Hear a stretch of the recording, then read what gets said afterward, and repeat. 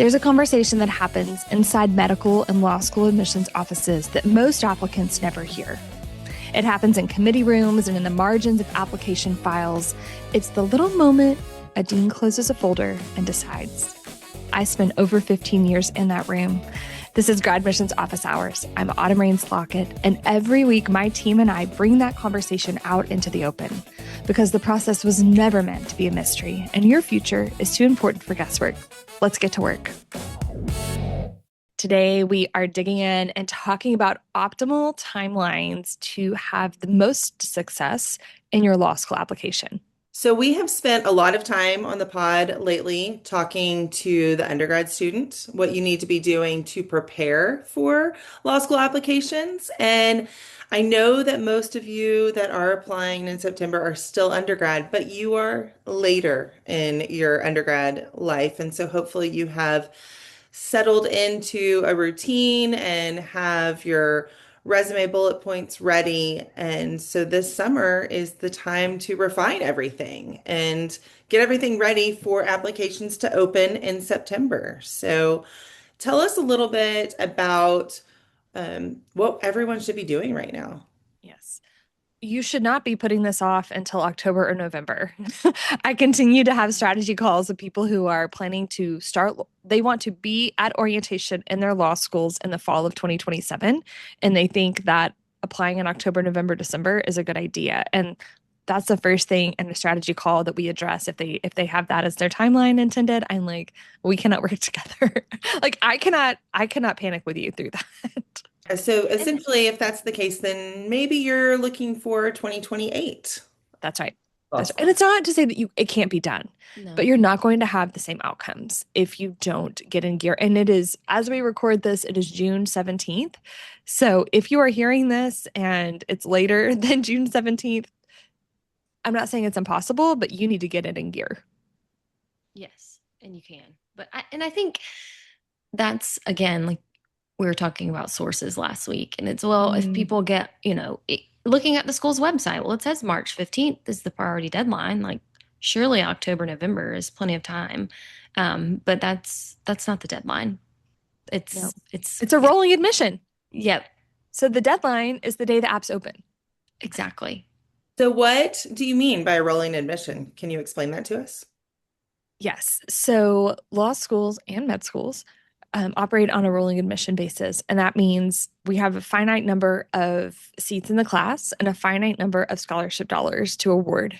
And the people who apply early have the best chance, right? There are the most seats available and the most scholarship dollars on the table when you apply early. And I think this is especially true if you are a splitter, someone who has a high LSAT, low GPA, or the opposite. You're trying to buoy for something that is not optimal. And so I'm not saying that you can't be admitted, but you have a much stronger chance of being admitted if you apply early. Also, to an admissions committee, you applying early tells us that you're professional, that you have your act together, that you're prepared. And so a lower GPA person who applies in September is way less of a red flag than a lower GPA person who applies in November, December. Yes, because you're showing that law school that going to law school is your first choice.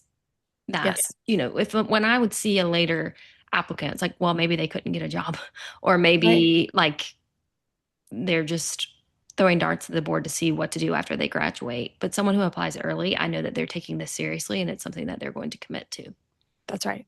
And if there's something in their application that I need them to improve on, I can communicate to them and say, like, Yep. hey, like, we need another letter of recommendation. We need you to retake the LSAT. We need, you to explain this character and fitness issue. Whereas if you wait and apply later in the cycle, not only do I maybe not have time to do that, but I don't have to. I have someone who's unproblematic who's ahead of you in line. You're not problematic, but like you've made some choices. You know what I'm saying? Yeah. Yeah, not problematic, but maybe complicated. Complicated. And we It's need, complicated. yeah, we need more information, and Mhm. we can, again, there's that flexibility early in the cycle to give more of that information. Whereas if you wait until February, they've moved on. Mhm. Mhm. So you talked about letters of recommendation. Now is the time to get those. Well, the spring maybe was the time. But if you don't have them secured yet, get those secured, get those written. But in order to have your letter of recommendation written, you have to have a couple of other things, don't you? It Resume. always reminds me of that children's book, If You Give a Mouse a Cookie, right? Yes. Because we'll have someone reach out and they're like, okay, I want to work with you, but I'm going to probably wait till September, October to start working with you. Okay, we can make it work. You're not going to probably have as much success, but sure, you'll probably get in. But then they say, but I want to go ahead and get my letters of recommendation in right now. Perfect. What do I need to do? Well, you need to write your personal statement. Well, I was going to have you help me with my personal statement. I'm like, yes, yes. That's why we go ahead and start working now to get that ready because educating your letter writers is your responsibility. It is their responsibility to write the letter, but it is your responsibility to prepare them to write that letter. And LSAC's letter of recommendation portal is open year round. It's open right now. And so go ahead and pay your CAS fees and get those links live, educate your letter writers. This is a great time to start working through that. Also, attaching your resume is helpful because then they can look and see, oh, well, not only did she stand out in this class, she was also involved in this student organization. And I can talk about that as well in my letter. That's right.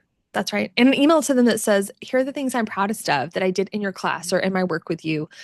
Here are the things I was hoping you could highlight. Here's the evidence. These are the things, a little flattery to them at the top and the bottom is always a good Yes. idea. And give them a deadline. They need a deadline. And I love a September 1 deadline for letters of recommendation because LSAC gets backlogged. You think you're submitting September 1, but then your letter writer drags their feet till October 1, but then it takes 3 weeks to process that. Well, here we are looking at November, and you're deeper into the application pool than you anticipated. And I feel like if you don't have your entire application ready, I mean, September 1, or if you're waiting on something like that, that just shows kind of a lack of professionalism on your part. What, even if it's not your fault, but if you're not staying on top of, or you didn't give the right deadline to the folks that are writing your Right. letters, then Right. that's gonna look poorly on you in your Yes. application. So. Okay, I want to address something speedy quick too. Oh, all right. I feel like I have like a soapbox moment per episode, and like here it is. When we talk about sources, like Lizanne mentioned earlier, like we talked about last week, if you are getting your timeline of application advice from someone whose expertise is in LSAT prep, they are going to be motivated from a test prep standpoint. They are going to be optimizing you for test, which of course LSAT is important. Like ideally, is your LSAT already locked in? Yes, 100%. But there are a lot of test prep companies who will say, wait until you get your perfect practice test, LSAT score, and then sign up to take the test. And then once you get your score back and you think it's good, then you hit submit. And I'm just here to tell you, my friend, that if that is your plan and you're planning to take like a September test, an October test, something even deeper into the cycle, and you're going to wait to see your score and then you're going to hit submit, you really might as well just wait and be someone who starts law school in the fall of 2028 because the fall of 2027 is not going to go the way that you want it to go. It's just not. Listen to me. I promise you, you're going to get into better schools and you're going to get into those schools with better money. If you go ahead and submit your application, you can apply before you have an LSAT score. So no, you shouldn't apply if you're not getting the kind of LSAT scores that you're wanting. But if you are dead set applying this cycle, go ahead and apply September 1. Email the schools you're applying to and say, please hold my app from review until my score post in blank. And then you go from there. We actually were talking to a student last week about that because Mhm. he's got a job this summer and he knows that he's not going to be able to prepare the way he should be for the LSAT, but he's getting everything else in order. He can Yes. write letters, or not letters, he can write essays right Mhm. now, and he's working That's with us right. on his essays and he's working with us on his personal statement and his resume. So That's then right. he can really focus on that Right. LSAT in September and be good to go. That's right. I think it's really tricky to do both. Like I always, Yeah. and I realize that I'm like a little biased because I think we are the gold standard when it comes to getting students through the application process itself and the admission strategy and the school list building and the resume and all of those things.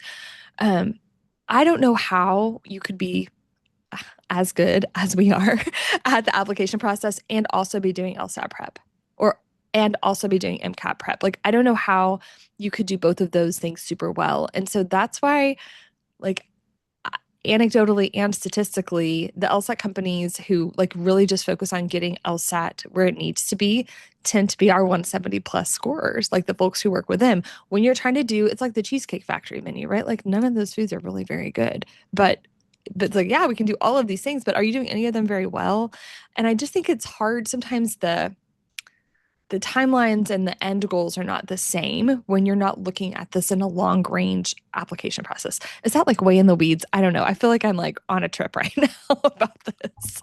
No, I think it's No. super helpful. Yeah. I think it's Okay. stuff that everyone needs to be focused on. And um, I think being realistic about your score and your resume and your details. And your sources, Yeah. right? Like that LSAT company wants you to stay with them a million years and do stay with them until you get your score right. Yes, absolutely. But you applying in November after you see your November LSAT score means that school's not going to see it till mid-January. They're not going to review your app till mid-January, most likely.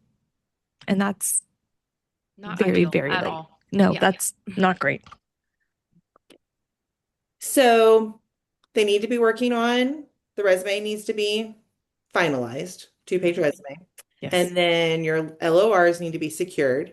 What about your target list of schools? I say that should be done as well, unless you Yeah. take that September LSAT and all of a sudden, hey, there's a door that opens to schools that you didn't think were available to you, or maybe you took the June one in a couple weeks, you'll find out, hey, I did better than I thought. But a target list of schools, correct? Is that where? Yeah. I think so. And there's no perfect formula for a school list. We get that question a lot. Like, how many? What does that look like? What am I looking for? And it really depends on who you are and your goals, and if you have geographic preferences or certain preferences for the type of school that you're attending. But really thinking through what that looks like for you is making that healthy school list. I like a healthy school list to have three tiers, which are reach schools, target schools, and safety schools. And those three tiers, I mean, to be honest, they come off the medians. And so you look at their median GPA, you look at their median LSAT, and you see where your numbers align. And if you're below those medians, then that would be a reach school. If you're right at or right near those medians, then that's a target school. And if you're above the medians, that's a safety school. And truthfully, when I'm having these conversations with folks, like not many schools are safety schools these days. I mean, just the cycle is so competitive. And so, again, even if you're like, oh, that's a safety school, I'm just going to wait and apply in February, not a good idea. And so, kind of looking at that and then, looking at their 509 reports, looking at their ABA disclosures to see, where students are employed, see how much debt they're having to take, their scholarship amounts, and again, the information regarding their incoming class. So looking at all that information, but then too, outside of the numbers, if you have time to visit a school over the summer. It's not the best time because students aren't really there, and you want to get a feel for the community of the school.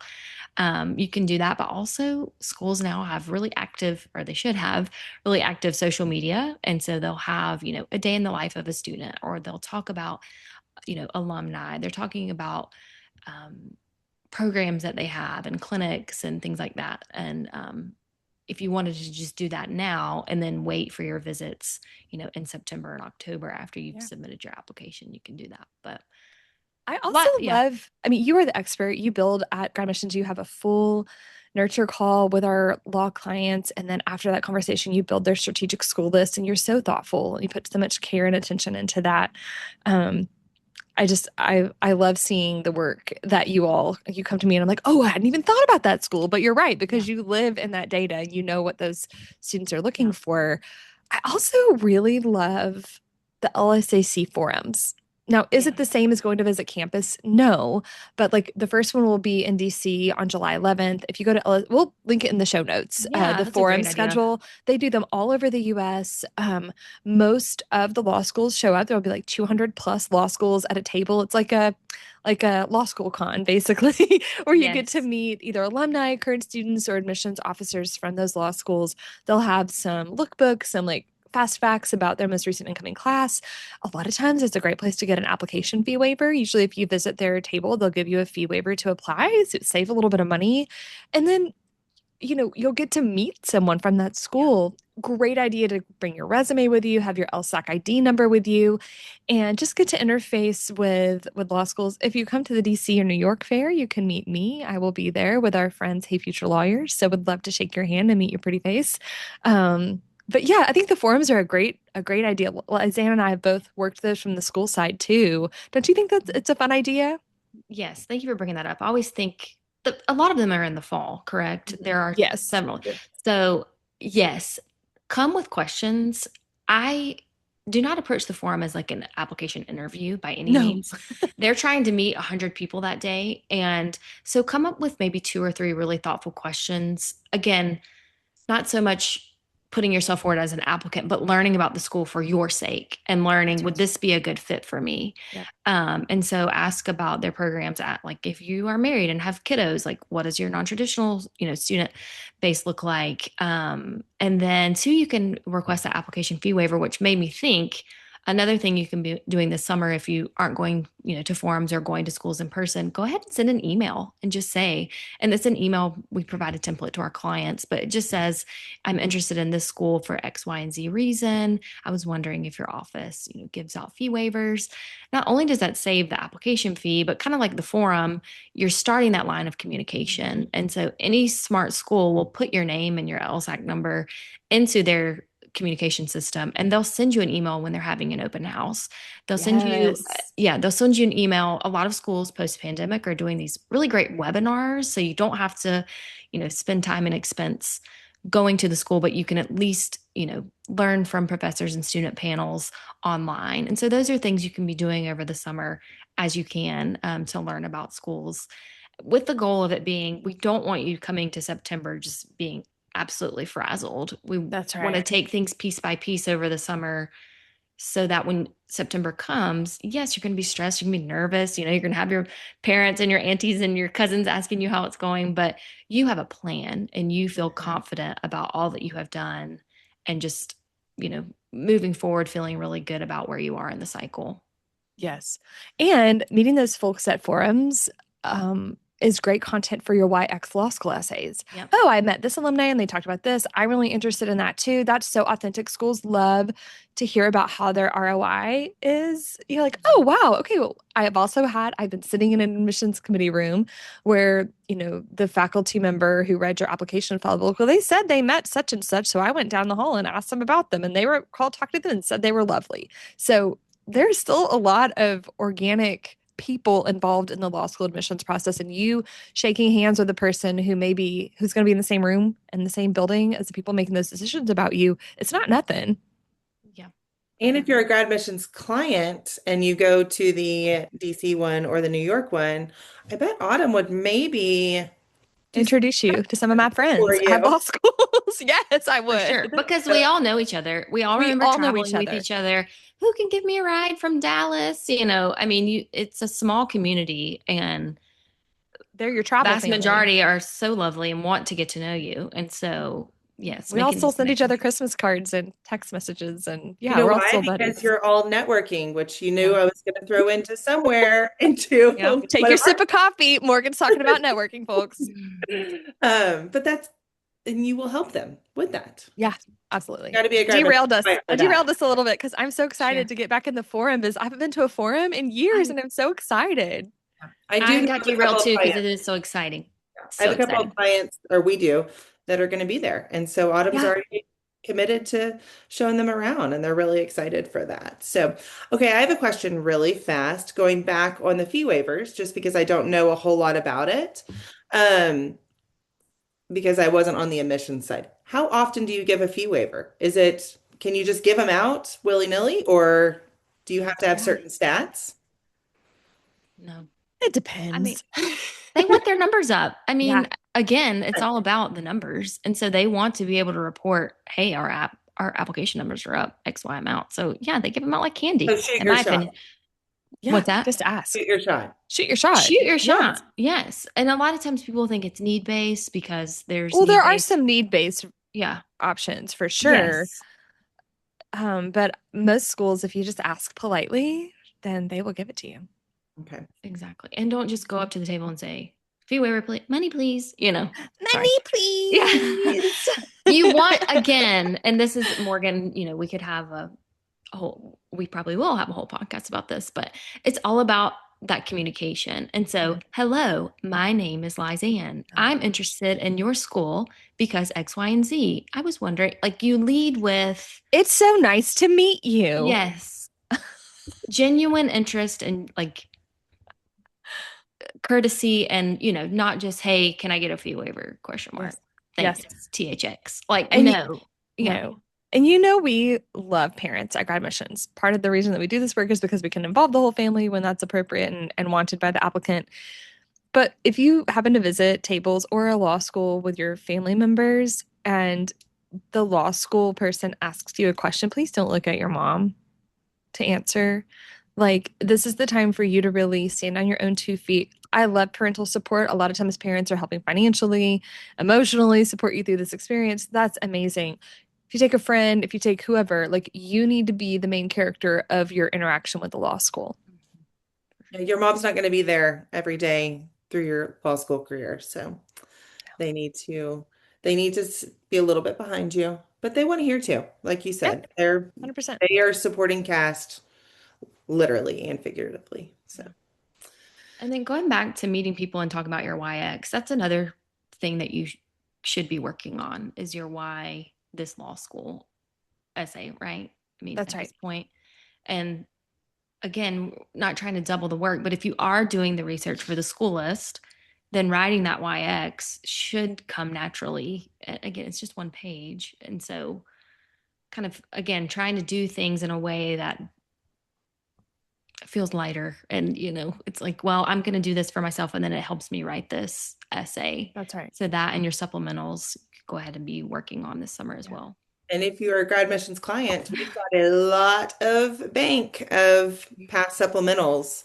And so a lot of our clients will have all of theirs written for the most part. And edited and standing in line behind their personal and their perspective statement because they're one cohesive document. They're not siloed off thoughts. And so all of your drafting, all of your email communication, your call communication needs to line up behind who you are as a brand.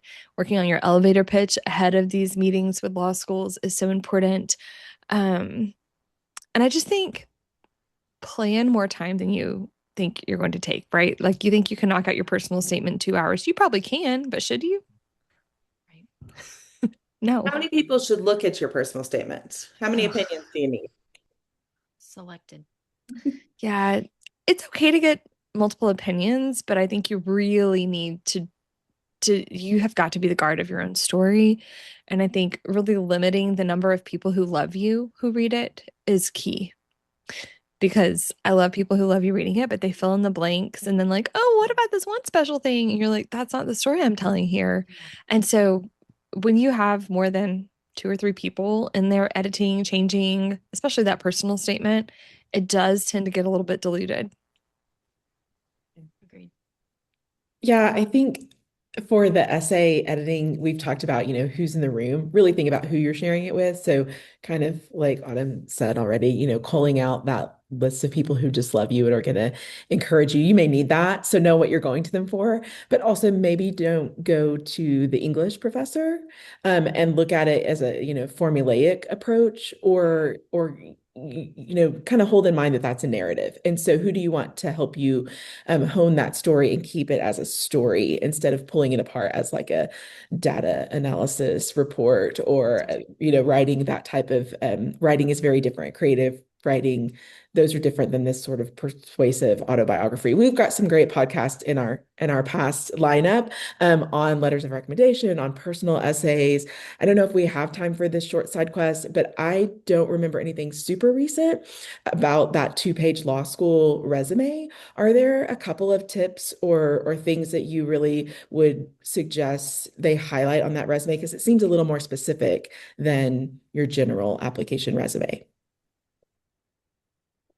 Yeah, great question. So, again, with the school list, there's really no perfect formula. Just hearing a 2-page makes some people really nervous. They're like, no, it needs to be 1 page, which for employment, yes. But for law school, No, it needs to be 2 pages.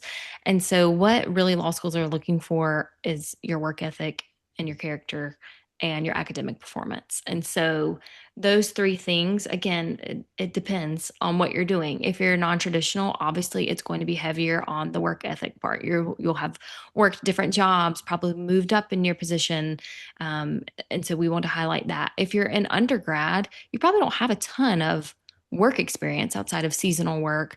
And so we're really going to highlight what you've been doing academically, what organizations you've been involved in, if you've had leadership positions, if you've received any academic awards and things like that. So it it depends, but there's really no, it's not like they're looking for buzzwords, like when you're applying to a certain job and they're looking for specific skills or qualifications. But those 3 things, working hard, either in a full-time position or a seasonal job, leadership, and academic performance, and volunteerism, and helping out in your community. And so those things are what we'll highlight depending on what it is that you're doing. Mhm. So That's exactly right. And Yeah. you're not just trying to write your resume to land with admissions committees, but also with Yeah. scholarship committees. And so the more those interests at the bottom of that resume are so important, because you just never know what's going to strike a chord with a potential donor.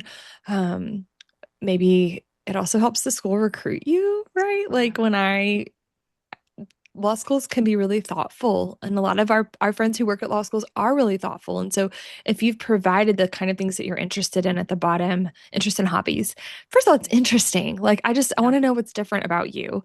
And Yes. then also, maybe if I see you're involved in something specific, then maybe I can get a law student who's also involved in that to give you your tour, so that you Yep. already have some networking and connections. Like we care about you too. And so if you give us the information, we're going to be able to help you have a smoother kind of transition to law school too.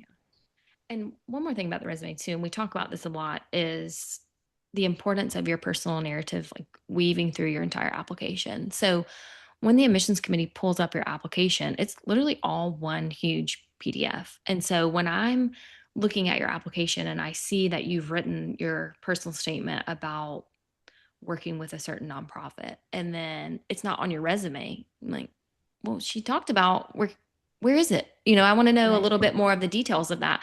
It obviously really affected her and influenced her to seek, going to law school.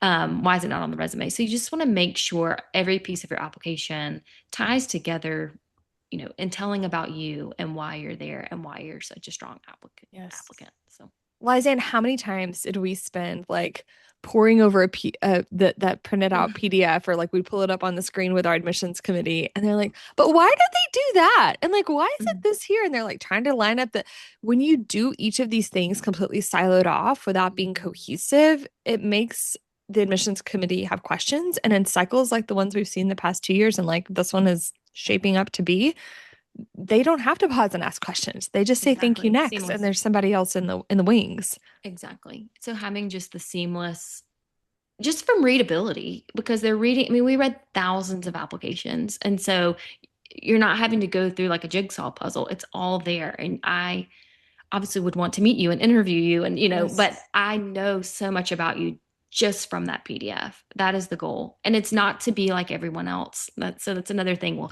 I don't have any legal experience on my resume. So what? Good. That's great if you can talk about it, and if you can say, if there's strong bullet points about it, sure. But if you did a job just to do it, to say you worked at a law firm, but you didn't really do anything impactful or learn anything from it, that doesn't matter. Mm-mm. That's a whole other episode. The question you want them to come out with is, tell me more, Yeah, not tell me more. understand this. Tell Right. me more, and then you're probably going to get that interview. Yep. Tie it up with a bow. Yep.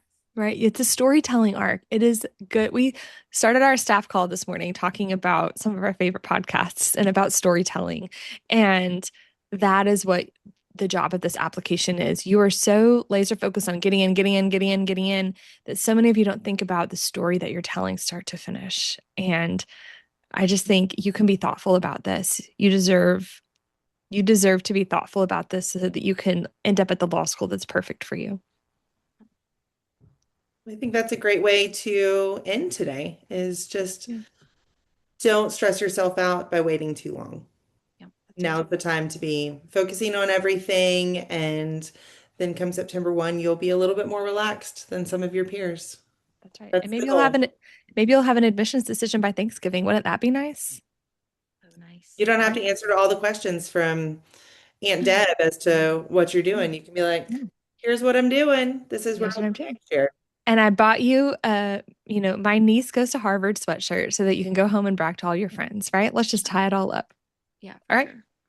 Oh, our pod loft is going to close down. We're going to turn off our lights, but you can always find us open on socials at grad_missions. If you have questions about anything that you've heard today, email me, autumn@gradmissions.org. And there's a link in our show notes to book a free 20-minute strategy call with me. We'll have a conversation about how to get you on the right timeline and get you that admissions offer speedy quick. All right. Bye, y'all. Bye, everyone.